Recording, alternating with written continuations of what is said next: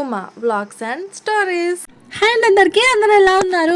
ఈరోజు బుధవారం అంటే మాకు కంపల్సరీగా సంతనే ఉంటుంది. సంత ఏమో కానీ మా ఇంట్లో నా పిల్లలు చేసే సందడే చాలా ఎక్కువగా ఉంటుంది. ఈ వ్లాగ్లో కూడా ఇంకా అదే చూసేయండి, నేను ఏ విధంగా మొత్తం చదువుకుంటానో అన్నంగా. ఇప్పుడు ఇది మొత్తం అయిపోయే వరకు నాకు దూలే తిరిగిపోతుంది ఒక రేంజ్లో. చూద్దాం ఇంతవరకు చేయగలుగుతాను. ఆలుగడ్డలు తీసి అన్న సంచలే ఎత్తుకు. ఇంకా నీ అల్లుడు నీ కోడలు ఆడేసిర్రు, ఎత్తుకు.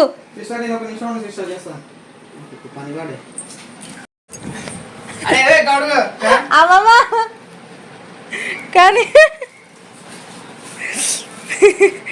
ఎత్తుకు ఇంకా లేనట్టే కానీ ఆలుగడ్డలు ఇవి తీసుకోవి ఫ్రిడ్జ్ లో పెట్టుకో. టమాటాలు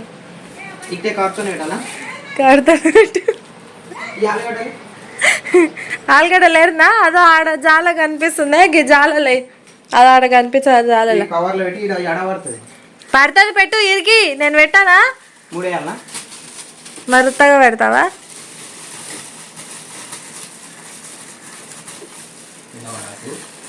గది కింద పడితే క్యాన్సిల్ అవుతుంది చెప్తున్నాయి ఫస్టే.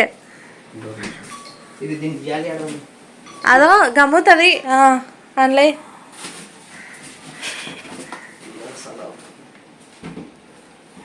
It's blackmail. మా మామకి చెప్తా. ఇంకొద్దులే సార్, నేను చేసుకుంటా కానీ చేస్తా కానీ.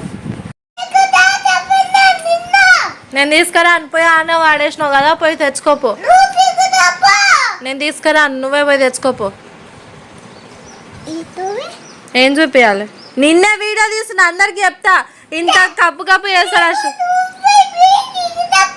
నేను తీసుకురానని చెప్తున్నా.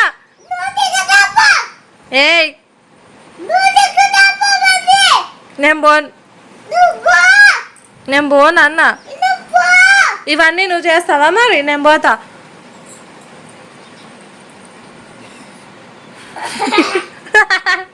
అర్థం కాదు.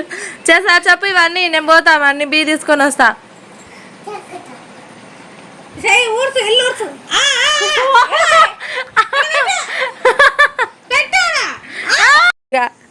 ఎవడవాడేమన్నాడు పే నేను బయట. ఓయ్ ఈడ వాడేసిండు, నేను తీసుకురావాలంట. మొత్తవారిలాగా చెప్తాడు. అయ్యా మొత్తవారి, ఏం చేస్తున్నావు? పోయమ్మ నేను కన్నీ. ఇంకా చాలే నాన్న, నేను చేయకుంటాలేవే. ఓకే ఓకే, నేను ఊడుస్తలే నాన్న. మరి ఎవరు చేసిర్రు అదంతా? నిమ్మకం చూస్తాడే నవ్వాడు. ఫస్ట్ నేను మల్లేష్ని ఎందుకు బ్లాక్మెయిల్ చేసిందో చెప్తాను. అంటే ఈ మధ్య బాగా జెమినా ఏఐలో, అదే నానో బనానాలో బాగా ఎడిటింగ్ చేసుకుంటున్నారు కదా ఫొటోస్. తను కూడా అడిగిండు నన్ను, పవన్ కళ్యాణ్ పక్కన ఉన్నట్టుగా ఒక ఫోటో ఎడిటింగ్ చేయమని అడిగిండు. 2 days నుంచి అడుగుతున్నాడు కానీ నాకైతే టైం అస్సలు కుదరలేదు. నా ఫొటోస్ ఎడిటింగ్ చేసుకోవడానికి నాకు టైం కుదరక నేను వదిలేసింది. తను 2 days నుంచి అడుగుతున్నాడు కానీ నాకు అస్సలకి సెట్ అయితే లేదు టైం, అందుకే చేయలేదు. మళ్ళీ అప్పుడు గుర్తుకొచ్చింది తనకి, ఫొటోస్ ఎడిటింగ్ చేసినవా అక్క అని. మళ్ళీ ఇంటికి వచ్చినాడు, చేయలే అని చెప్పిన. నీకు మొత్తం పని చేసి పెడతా అక్క, నాకు ఒక్క ఫోటో ఎడిటింగ్ చేయమని అడిగిండు. తనకు రాదు, ఎందుకంటే చదువుకోలేనమాట. చిన్న ఉన్నప్పుడు చదువుకోమని చెప్తే నేను గొర్రెలు కాస్తా అని చెప్పి ఆ పనికి పోయిందంట. ఇప్పుడు ఏదన్నా అవసరం ఉంటే వాళ్ళని వీళ్ళని అడుక్కుంటా తనలాడుతున్నా. అట్లా కొన్ని కూరగాయలు లోపల పెట్టించినాక ఇంకా నేను వద్దని చెప్పిన. ఇంకా నేనే తర్వాత ఫొటోస్ ఎడిటింగ్ చేసిన తర్వాతనే ఇంక పని పెట్టుకున్నాను. నా కొడుకుకు మాత్రం అల్లరి చాలా ఎక్కువైపోయింది. వాడి మాటలు కూడా చాలా ఎక్కువ అయిపోయినాయి. ఏమన్నా అంటే కథం ఇంతకాలం లేస్తున్నాడు. అసలు వాడికి బండి బయట మా అమ్మమ్మ ఇచ్చినది, అది లోపలికి తీసుకురామని మా అమ్మమ్మ చెప్పింది. వాడికి తీసుకురాలేక కోపం వచ్చి నా మీద తీసిండు. వాడు నవ్వుతుంటేనే అర్థమైపోతుంది వాడి కోపం ఎంత ఉందో అని. ఇంకా అమ్మమ్మ సంతకు వేసిన వెంటనే మిరపకాయలు తొడిమలు తీసింది, చిక్కుడుగా గిల్లింది. ఇంకా కూరగాయలన్నీ కవర్లో వేసి పెట్టినది. నేనేమో ఆ టైంలో మేము బట్టలు అమ్ముతాం కదా, అందుకోసమని అమ్మమ్మ కొత్తవి లెక్కల బుక్కులు తీసుకొచ్చినది. ఇంకా పాత బుక్లో ఉన్న చీరల లెక్కలు అంతే అన్నీ మళ్ళీ ఇప్పుడు కొత్త బుక్లు అన్నీ రాసి పెట్టింది. నేనైతే ఆ పనిలో నిన్న ఇంకా అమ్మమ్మ అవన్నీ సదరిన తర్వాత ఇంకా వాళ్ళని బయటకు పంపించేసిన. నా పిల్లలు ఉంటే మాత్రం నాకు ఇంట్లో పని అస్సలకి కాదు. ఇంకా కొద్దిసేపు బయట కూడా తిరుగుతారు కదా అంటే ఇంకా అమ్మమ్మ వాళ్ళని బయటికి తీసుకెళ్ళింది. ఇంకా ఆ టైంలో నేను ఇవన్నీ పనులు అయితే చేసుకున్నాను. మధ్యాహ్నం తోమిన గిన్నెలు ఉంటే అవన్నీ సదురుతున్నాను. ఈ చిన్న గిన్నెలు దీనిలో పట్టియడమే చాలా పెద్ద టాస్క్ అనిపిస్తుంది నాకు. మా ఇంట్లో చిన్న గిన్నెలు చాలా ఎక్కువగా ఉన్నాయి. మరి చిన్న చిన్న టిఫిన్ గిన్నెలు అయితే అస్సలకి లేవు. ఈరోజు మధ్యాహ్నము ఆలుగడ్డ ఫ్రై ఇంకా పప్పు చారు చేసింటి. నాకు ఆలుగడ్డ ఫ్రై అంటే చాలా ఇష్టం. ఇంకా మా అక్కకైతే ప్రాణం అసలు. మా అక్క కానీ మా ఇంటికి ఎప్పుడైనా వచ్చిందంటే నేను కంపల్సరీగా దానికోసం ఆలుగడ్డ ఫ్రై చేస్తాను. ఇంకా అవన్నీ కూరలు కూడా ఊడ్చిపెట్టిన తర్వాత మళ్ళీ న్యూస్ పేపర్ కూడా నీట్గా క్లీన్ చేసుకొని అన్నం గిన్నెలు కూడా అక్కడ పెట్టేశాను. ఊర్లో కన్నా సిటీలో కూరగాయలకు పోయొచ్చినాక చాలా ఫ్రీగా ఉంటుంది. పని అస్సలు ఎక్కువ అనిపించదు. ఎందుకంటే సిటీలో కూరగాయలు తీసుకున్నాక వాళ్ళే కవర్లు వేసిస్తారు కదా, ఈడ ఊర్లో మాత్రం అస్సలు అట్లా ఉండదు. ఎన్ని సంచులు తీసుకపోతే అన్ని సంచులలో నిండుగా గుమరిస్తుంటారు. సిటీలోనే అసలు చాలా బాగుంటుంది. సపరేట్గా కూరగాయలు ఇచ్చేవాళ్ళు కవర్లు వేసి ఇస్తారు. మేమేమో ఇంటికాడ ఇన్ని కవర్లు మొత్తం సదిరి పెట్టుకోవాల్సింది వస్తుంది. నిజంగా నా పిల్లలు అవంతా చదువుతుంటే చాలా కోపం వస్తుంది, కానీ ఏం చేయలేము ఎందుకంటే వాళ్ళకు తెలియదు కదా. అరుగు మీద ఉన్న గిన్నెలు తీసి ఆడంతా క్లీన్ చేసుకున్నాను. ఈ బియ్యం అయితే సన్న బియ్యము. ఇంతకుముందు ఎప్పుడో అమ్మమ్మ తీసుకొచ్చినది, అంటే నానమ్మ తాత వాళ్ళు కొడి బియ్యం పోసినాం కదా, అప్పుడు తీసుకొచ్చినప్పుడు మిగిలిన బియ్యం ఇవి. మేము చాలా వరకు కంట్రోల్ బియ్యమే తింటాం కాబట్టి సన్న బియ్యం ఎప్పుడన్నా ఒకసారి ఇట్లా కొనుక్కుంటాము. ఇంకా అవి కొన్ని తాంబాలంలో మిగిలితే అవి కూడా చిన్న కవర్లో వేసి పెడుతున్నాయి. ఎప్పుడన్నా ఒక గ్లాస్ ఇట్లా వండుకునేది అన్నం కానీ ఉంటే అప్పుడు వండుకుంటే ఇంకా ఆ బియ్యం కూడా అయిపోతాయి. ఆ తాంబాలాలు కూడా పైన పెట్టాల్సినవి. పైన ఏమన్నా పెట్టాలన్నా ఏమన్నా తీయాలన్నా నావి నేనే చేసుకుంటాను అబ్బా. మా ఇంట్లో మాత్రం ఎవరిని అడగను నేను. జస్ట్ నాకు అవి అందిస్తే చాలా అనిపిస్తుంది. నాకు బాగానే అలవాటు అయిపోయింది. ఎప్పటి నుంచో అన్ని పైకి ఎక్కడం తీసుకోవడము, అందుకే ఎవరిని పెద్దగా అడుక్కోను. ఆ 2 తాంబూలాలు కూడా మా ఆయనని పిలిస్తే అందించిండు. నేను ఇంకా అవి పైన పెట్టేసి మళ్ళీ ఇంకా కిందికి దిగి చాయ్ పెడుతున్నాను. ఈరోజు సంత కాబట్టి మా ఆయన మధ్యాహ్నం మాత్రం అస్సలకి ఇంటికి రాడు తినడానికి. మార్నింగ్ 7:30కి ఇట్లా ఇంట్లో నుంచి వెళ్తాడు సంతకి. మళ్ళీ మధ్యాహ్నం ఇంకా వస్తాడు, లేకపోతే లేదు. మార్నింగ్ ఒకసారి వచ్చి అయితే తినిపోతాడు. మధ్యాహ్నం నేను రాసిన లెక్కల బుక్కులు ఇవే అనమాట. ఎంతోమంది చీరలు తీసుకుపోతారు కాబట్టి ఒక్కొక్కరివి అంతా గుర్తు పెట్టుకోవాలంటే అస్సలకి కుదరదని నేను ఆ లెక్కల బుక్ పెట్టుకున్నాను. ఇంతకుముందు చిన్నది డైరీ పెట్టుకున్నా కానీ అది పిల్లలు సగంకి చింపేసినారు. ఆ లెక్కలు కూడా పోతాయేమో అని ఇంకా అమ్మమ్మకి చెప్తే సంత రోజు తీసుకురామంటే సరే అనిన్నది. ఇంకా సంత రోజు తీసుకొచ్చినది. మళ్ళీ మాకు దగ్గరలో ఇప్పుడు కళ్ళు కూడా వచ్చేది ఉంది. మా సైడ్ దసరా పండుగకి స్టార్ట్ చేస్తాము కళ్ళు మామూలు. ఇంకా దాని కొరకు కూడా ఒక పెద్ద డైరీ తీసుకొచ్చింది బుక్. ఈసారి కంపల్సరీగా కళ్ళు మామూలు వచ్చినాక ఆ లెక్కలు మాత్రం రాసి పెట్టుకోవాలి. ఈ టవల్ నేను మీషోలో తీసుకున్నాను మా ఆయన కోసం అని. క్వాలిటీ జర బాగానే అనిపించింది, కానీ 200కి చిన్న సైజ్ అంటే నాకు ఎందుకో మంచిగా అనిపించక, క్వాలిటీ బాగుంది కానీ రీజనబుల్ ప్రైస్ కాదన్నట్టుగా నేను మళ్ళీ రిటర్న్ పెట్టిన అది. కానీ క్వాలిటీ మాత్రం అసలు ఎంత సాఫ్ట్గా ఉందో ఫ్యాబ్రిక్, ఉంచుకోవాలనిపించింది వద్దనిపించింది. ఇంకా ఆలోచిస్తే అటు ఇటు అనిపిస్తుందని ఇంకా టైం కూడా అయిపోతుంది. నేను ఆలోచించకొద్దని దెబ్బకి రిటర్న్ పెట్టేసిన. నెల రోజులేమో అయింది. పాపని మధ్యాహ్నం పూట అయితే లోపల రూమ్లోనే పడుకోబెడుతున్నాను. ఎందుకంటే బయట రూమ్లో అదో సౌండ్ ఇదో సౌండ్ వచ్చి ఫాస్ట్గా లేస్తుంది. అది కూడా నిద్ర సరిపోక బాగా సతాయిస్తుంది.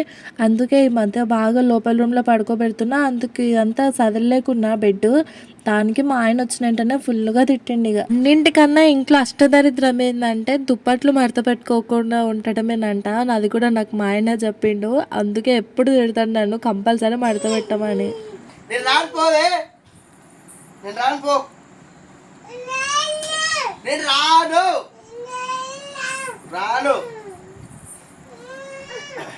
రానమ్మా నేను అక్కడ రాను. నీకు దండం పెట్టా ప్లీజ్, నీకు దండం పెట్టా అక్కడ పో.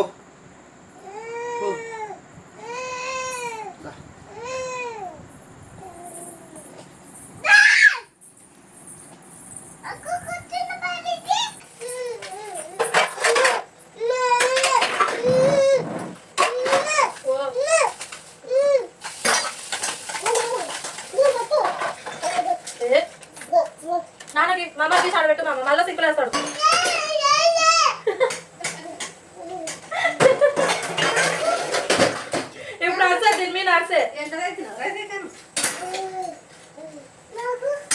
కేజీన్నర ప్యాకెట్ ఉంది. ఎట్లనంట కేజీ 220 300 తీసి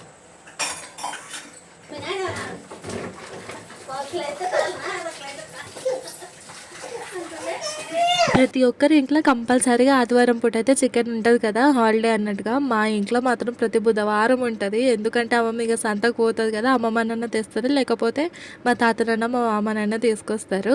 ఆదివారం స్పెషల్గా సపరేట్గా అంటూ మాకు హాలిడేస్ అంటూ ఏమి ఉండవు కాబట్టి ఇంకా అట్లా ఏం తీసుకొచ్చుకోము. మళ్ళీ లేకపోతే ఇంటికి ఎవరైనా వచ్చినప్పుడు అంతే.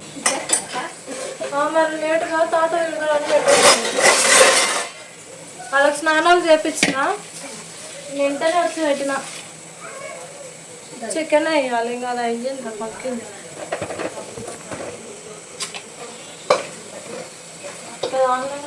అదే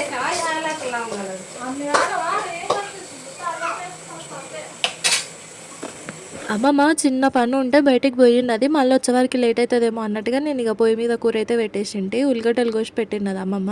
మళ్ళీ లేట్ అయితే మా తాత కంపల్సరీగా తిడతాడు, ఎందుకంటే ఆ చికెన్ ఈవినింగ్ పంపించిండు తాత.